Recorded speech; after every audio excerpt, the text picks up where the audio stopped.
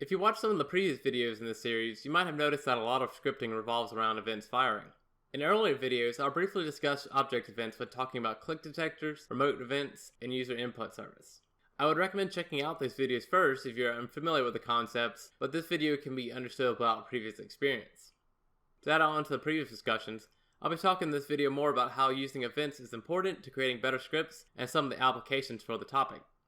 Event-driven programming can be beneficial to use compared to having a script check for changes constantly. Using event-driven programming, you can write code to only execute tasks when an event is fired, which leads to greater game performance than checking periodically. For instance, if you want to add something to a player that joined your game, you could check every second to see if a player was added by comparing the old player list to the new player list, but there's a much better way to do that. Using the player added event inside of the player service, you can call a function whenever a player joins.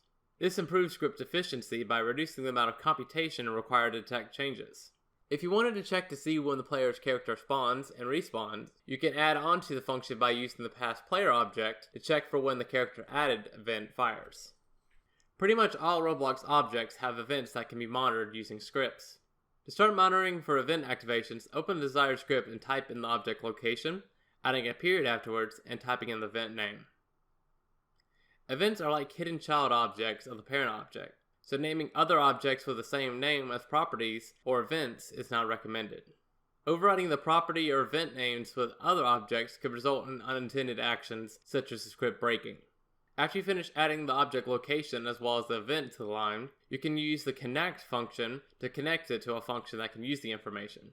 The function can be enclosed inside of the connect function, or it could be somewhere above the event connection. Event declarations are usually done at the bottom of the script. Some events pass information when they're fired, which means that you can add variables to the connected function if the passed data is important to your script. Now that you know what events are, their importance, and how to use them, let's go over more examples to show the variety of uses for this concept. In this example, a screen GUI was created and some variables were declared to detect events and change object properties. Once the example UI button is pressed down with the left mouse button, the mouse button when down event is fired and is connected to a function that toggles the visibility of the frame. Another use would of course be the click detectors discussed in a previous video. The mouse click event is fired whenever a mouse, as well as other forms of game input, selects the parent object.